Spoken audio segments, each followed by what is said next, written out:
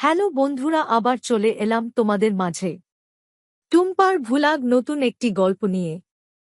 তো বেশি কথা না বলে গল্পটা শুরু করা যাক। আমার একটা ছোট ভাই ছিল। সে ক্লাস ষষ্ঠ শ্রেণীতে পড়ে। সে আমাকে প্রায় বলতো, আপু আমি তোমাকে বিয়ে করতে চাই। তার মুখে এসব কথা শুনে আমি বলেছিলাম এ হয় না। তারপর একদিন রাতে হোটেলে নিয়ে যা করেছিলাম তা যদি জানতে চান তাহলে গল্পটি মনোযোগ দিয়ে শুনুন। আমার নাম সুমাইয়া। বাবা মায়ের আদুরে একমাত্র মেয়ে আমি। আমার পরিবারে দুই ভাই এক বোন। আমার বড় ভাইয়ের নাম আবুল আর ছোট ভাইয়ের নাম শিমুল। আমি কলেজে সেকেন্ড ইয়ারে পড়ি। আমার বয়স ২০ বছর। আমার লাইফ আর ১০টা মেয়ের মতো স্বাভাবিক না। অনেকেই বাজে মন্তব্য করতে পারেন। কিভাবে বিচার করবেন সেটা আপনাদের ইচ্ছা। আমি কলেজের ফার্স্ট ইয়ারে পড়ি। আমার ছোট ভাই শিমুল মাত্র ক্লাস ষষ্ঠ শ্রেণীতে পড়ে। শিমুলকে আমি ছোটবেলা থেকে অনেক স্নেহ করতাম। শিমুলকে আমি বোকা ভাবতাম, কারণ ও সব সময় বোকা হয়ে থাকত। আমরা দুইজন একই রুমে থাকি। শিমুল ভূতের গল্প পছন্দ করে। শিমুল যখন ছোট ছিল তখন আমি ওকে ভূতের গল্প পড়ে শোনাতাম। শিমুল ভূত এবং ভূতের গল্প ভয় পায়। শিমুলকে যখন ভূতের গল্প শোনাতাম তখন গল্প শুনে ভীষণ ভয় পেত, কিন্তু তারপরেও গল্পগুলো শুনত। কলেজে উঠার পর আমার মনটা সবসময় অস্থির হয়ে থাকত। কলেজের ছেলেগুলো সবসময় আমার পেছনে লেগে থাকত। আমি কাউকে পাত্তা দিতাম না, কারণ আগে মনে করতাম আমার পরিবারের সবাই খুব সম্মানিত। আমার উচিত আমার পরিবারের সম্মানটা ধরে রাখা। একদিন শিমুল কোনো এক ভূতের ছবি দেখে মোবাইলে। মুভি দেখে ও ভীষণ ভয় পায়। এতটা ভয় পায় যে নিজের বিছানায় একা ঘুমাতে ভয় পাচ্ছিল। শিমুল আমার কাছে এসে রিকোয়েস্ট করে যাতে আমি ওর সাথে গিয়ে ঘুমাই। আমি প্রথমে ওকে নিয়ে খুব হাসাহাসি করি, কিন্তু আমি দেখি ও সত্যিই ভয় পেয়েছে। কিছুতেই একা ঘুমাতে যাবে না। কিছু উপায় না পেয়ে আমি ওর সাথে শুতে গেলাম। আমার উদ্দেশ্য ছিল এই যে শিমুল ঘুমিয়ে পড়লে আমি নিজের বিছানায় ফিরে আসব। অনেকক্ষণ হয়ে গেলে আমি ভাবলাম শিমুল ঘুমিয়ে পড়েছে। নিঃশব্দে ওর বিছানায় ছেড়ে নিজের বিছানায় চলে এলাম। কিছুক্ষণ পর শিমুল ঘুম থেকে উঠে বসে। আমি দৌড়ে নিজের বিছানায় ছেড়ে ওর কাছে গেলাম। ও ভয়ে চিৎকার করছে। আমি শিমুলকে বললাম, কি হয়েছে তোর? শিমুল বলল, আপু তুমি আমাকে রেখে অন্য রুমে চলে গেলে কেন? আমি একা একা থাকতে ভয় পাই। তাছাড়া আমি ভূতকে বেশি ভয় পাই। ও কান্না করা শুরু করছে। আমি শিমুলকে সান্ত্বনা দিয়ে বললাম, লক্ষ্মী ভাই আমার, তুই আর কাঁদিস না। আমি কথা দিলাম কাল থেকে তুই আমার রুমে একসাথে ঘুমাবি। সত্যি বলছো আপু, কাল থেকে আমি তোমার রুমে ঘুমাবো? হ্যাঁ সত্যি বলছি। আমার ভাই একা একা রুমে ভয় পেয়ে কষ্ট পাবে, এটা আমি চাই না। আমি বুঝতে পারলাম ও ভীষণ ভয় পেয়ে আছে। আমি কোনো উপায় দেখলাম না। শিমুলের পাশে শুয়ে পড়লাম। শিমুল কিছুক্ষণ পরে ও চিৎকার মেরে উঠল। আমি বললাম, কি হয়েছে শিমুল? শিমুল বলল, আপু আমি ভূতের স্বপ্ন দেখেছি। শিমুল তখন ভয় পেয়ে গেল। আমি বললাম, আমি তো তোর পাশে আছি। শিমুলকে আমি যতখানি বোকা ভেবেছিলাম আসলে সে ততখানি বোকা না। এখন থেকে প্রতিরাতে শিমুল আমার রুমে ঘুমায়। একদিন রাতে শিমুল আমাকে এমন একটা কথা বলল যা শোনার পর আমার দম বন্ধ হয়ে আসছিল। ও আমাকে বলল, আপু তুমি অনেক সুন্দর। আপু আমি তোমাকে বিয়ে করতে চাই। আমি বললাম, বোকা তুই এসব কি বলছিস? আমরা বিয়ে করতে পারবো না। কেন আমরা বিয়ে করতে পারবো না? আমি বললাম, কারণ আমরা ভাই বোন। শিমুল জিজ্ঞাসা করল, ভাই বোন হলে কেন বিয়ে করতে পারবে না? আমি বললাম, যাদের মাঝে রক্তের সম্পর্ক আছে তারা একে অপরকে বিয়ে করতে পারে না। ধর্মে নিষেধ আছে, না মানলে পাপ হয়। শিমুল বলল, নবী আদমের যুগে তো তারা বিয়ে করেছিল। শিমুলের কথা শুনে চমকে উঠি। শিমুলকে জিজ্ঞাসা করি, কে ওকে বলেছে এসব? শিমুল বলল, ওকে কেউ বলেনি। ও নিজে অন্য একজনের কাছ থেকে জেনেছে। শিমুল আমায় বলল, আপু যদি বিয়ে করতে না পারো তাহলে আমি তোমার কাছে একটা কিছু চাইব। আমি বলেছিলাম, কি চাইবি বল। আমার কাছে থাকলে অবশ্যই তোকে দিব।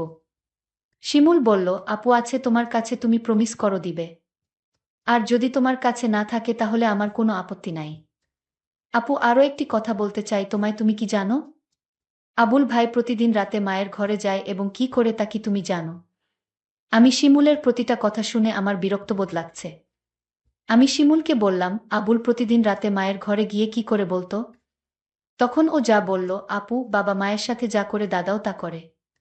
আমি বললাম, তুই কিভাবে দেখলি? আমি আপুকে বললাম, তোমার বিশ্বাস হচ্ছে না।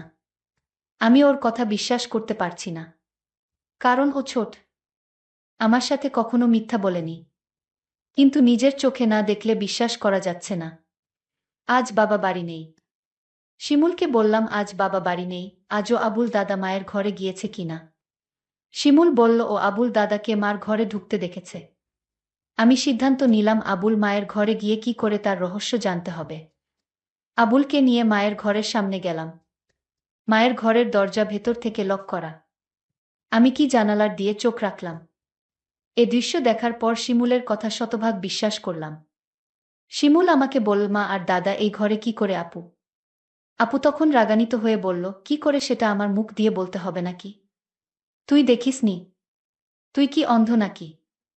আমি আপুকে বললাম, আপু তুমি আমার সাথে রাগ করছো কেন? আমি আবার কি করলাম আপু? কাল বাবা আসলে আমি বাবাকে বলে দিব। মা আর দাদার কথা। বাবা জানলে বাবার মনে অনেক কষ্ট হবে। আমাদের সুন্দর পরিবারটা নষ্ট হয়ে যাবে। আমাকে এই পরিবার বাঁচাতে হবে। আমি শিমুলকে ঘরে নিয়ে আসলাম। শিমুলকে বললাম, আমাদের পরিবার একটা সম্মানিত পরিবার। আমাদের ঘরের কথা বাহিরের মানুষ জানলে আমাদের সম্মান নষ্ট হয়ে যাবে। ঠিক আছে আপু, আমি বাবাকে কিছু বলবো না। শুধু তুমি যদি আমার একটা কথা রাখো। আমি আমার পরিবারকে বাঁচাতে। আমি শিমুলকে বললাম, তুই বল তোর মনের কথা, আমি রাখব। শিমুল তখন আমায় জিজ্ঞাসা করল, সবাই পারলে আমরা কেন পারব না? কি করতে হবে সেটা বলবি তো? আমি বললাম, আপু তোমার কাছে একটা রাত ধার চাই। তুমি কি দিবে? আপু বলল, রাতে আবার কি করবি? যা বলবি ঘুরিয়ে না বলে সোজা বলে ফেল। আমার ছোট ভাই তখন বলল, আপু দাদা আর মা যা করে আমরা তাই করব। শিমুল, তোর কি মাথা ঠিক আছে? তুই কি বলছিস একবার ভেবে দেখেছিস? আমি আপুকে বললাম, তুমি আমার কথা রাখবে কি সেটা বলো। আমি বললাম, নিয়ম নেই। শিমুল জানতে চাইল, নিয়ম কারা বানায়? আমি বললাম, বড়রা। শিমুল বলল, বাবা সবার বড়। শিমুল বাবাকে বলে নিয়ম বানাবে। শিমুলকে বাবার কাছে যাওয়া থেকে আটকাতে হবে। কিন্তু শিমুলকে কোনোভাবে বোঝানো যাচ্ছে না। আমি ভাবলাম, শিমুল খুব বড় নয়, সবে ক্লাস ষষ্ঠ শ্রেণীতে পড়ে। তাছাড়া ও বোকা, মানসম্মান বিষয়ে তার কোনো জ্ঞান নেই। আমি বললাম, আমি যদি শিমুলের কথা রাখি, তাহলে ওকে চুপ রাখা যাবে। মা আর দাদার ঘটনা বলা যাবে না। আমি বললাম, শিমুল তোর কথায় আমি রাজি। তবে একটা শর্ত আছে। শিমুল বলল, কি শর্ত আপু? আগামী মাসে বাবা মা, আমাদের পরিবারের সবাই ঘুরতে যাব চট্টগ্রাম। আর যেদিন আমরা চট্টগ্রাম যাব সেদিন তোর ইচ্ছা পূরণ করব। আমি বললাম, ঠিক আছে। আমি সেই অপেক্ষায় রইলাম। 1 মাস পর বাবা আর মা আমাদের সবাইকে ডেকে বললেন তারা চট্টগ্রাম যাবেন ঘুরতে। তাই আমাদের সবাইকে জানিয়ে দিলেন। আমি বাবার কথা শুনে আমার অনেক ভালো লাগছে। এতদিন পর আমার মনের ইচ্ছা পূরণ হবে। আজকের মতো আমি খুশি কোনোদিন হয়নি। আমরা চট্টগ্রামের উদ্দেশ্য করে রওনা দিলাম। তারপর চট্টগ্রামের এক হোটেলে গিয়ে আমাদের পরিবারের সবাইকে নিয়ে উঠলাম। শুধু 2টো রুম ভাড়া নিতে পারলেন। বাবা আর মা নিজেদের জন্য একটা রুম নিলেন। আর আমাদের 3 ভাই বোনদের জন্য অন্য রুমটা দিলেন। আমরা সারাদিন চট্টগ্রামের দর্শনীয় স্থান ঘুরলাম। সন্ধ্যায় ক্লান্ত হয়ে হোটেলে ফিরলাম। ফ্রেশ হয়ে খাওয়া দাওয়া সেরে যে যার রুমে চলে গেলাম ঘুমানোর জন্য। রুমে 2টো ডাবল বেড ছিল। একটাতে আমি শুলাম আর অন্যটাতে শিমুল আর আবুল দাদা। আমরা সবাই ক্লান্ত ছিলাম, তাই বিছানায় শুতেই চোখে ঘুম চলে এলো। আবুল দাদা ঘুমিয়ে গেছে। আমারও ঘুম ধরেছে, এমন সময় শিমুল আমার কাছে চলে এল। আমি কোথায় শোবো, আমার তো আবার ভূতেরে ভয় লাগে। আমি বললাম, তাহলে আমার পাশে এসে ঘুমাতে। বাইরে বৃষ্টি হচ্ছিল। পরিবেশটা ঠান্ডা ঠান্ডা ছিল। আমি আর শিমুল এক বেডে শুয়ে পড়লাম। রাত যখন গভীর হলো, আমি আপুকে কানে কানে বললাম, আপু আমার কথাটা মনে আছে তো? আপু বলল, মনে আছে। আপু বলল, এখন চুপচাপ ঘুমিয়ে পড়। আমি আপুকে বললাম, আপু ঘুমালে হবে। তাহলে তুমি যে আমায় কথা দিয়েছিলে তার কি হবে? আপু বলল, শোন, আজ তো পাশের বেডে আবুল দাদা শুয়ে আছে। বড় ভাই যদি জেগে যায় তাহলে সমস্যা হবে। আমি আপুকে বললাম, তাহলে এখন কি উপায়? আপু বলল, তুই চিন্তা করিস না, কাল এর একটা ব্যবস্থা করব। আপু, কাল কি ব্যবস্থা করবে? আজ পারলে না, এখন তুমি বলছো কাল পারবে। আমি তোরে কথা দিলাম, তুই একদম ঠান্ডা মাথায় ঘুমা, দেখিস আমি সকালে কি করি। তারপর সকাল হলো। আমরা একটা রেস্টুরেন্টে গিয়ে সবাই খাবার খেতে বসলাম। খাওয়া দাওয়া সেরে আমি মাকে ডাক দিয়ে বললাম, মা, আমরা আজ এক রুমে আবুল দাদাকে নিয়ে থাকতে পারবো না। আপু মাকে বুঝিয়ে বলল, মা, কাল রাতে আবুল দাদা এমনভাবে নাক ডাকা শুরু করছিল, আমরা সারা রাত ঘুমাতে পারিনি। আমার আর শিমুলের জন্য আলাদা একটা রুমের ব্যবস্থা করে দাও। আবুল দাদা বলল, আমি মিথ্যা কথা, আমি কখনো নাক ডেকে ঘুমাইনি। আবুল দাদাকে আমি বললাম, মা, আপু ঠিকই বলেছে, দাদা রাতে প্রচুর নাক ডাকে। আমিও সারা রাত ঘুমাতে পারিনি। আমার খুব ভয় করে, তার চেয়ে বরং আমাদের অন্য একটা রুমের ব্যবস্থা করে দাও। বাবা বলল, ঠিক আছে, তারা যখন এত করে বলছে তাহলে তাদের জন্য আলাদা একটা রুমের ব্যবস্থা করে দিলেই ভালো হয়। আমি বাবার কাছে গিয়ে বললাম, অনেক অনেক ধন্যবাদ বাবা। বাবা তখন আমার আর আপুর জন্য আলাদা একটা রুম ভাড়া নিল। আমরা সবাই রাতের খাবার খেয়ে প্রত্যেকের রুমে গিয়ে শুয়ে পড়লাম। আমি আর আপু আলাদা একটা রুমে গিয়ে শুয়ে পড়লাম। রুমের বেড এত ছোট ছিল যে দুজন থাকা খুব কষ্ট হচ্ছিল। হঠাৎ দেখলাম আপু ঘুমিয়ে গেল। আমি আপুকে ডাক দিয়ে বললাম, এই আপু, তুমি ঘুমিয়ে গেলে? আমি আপুকে জোরে জোরে ডাকতে লাগলাম।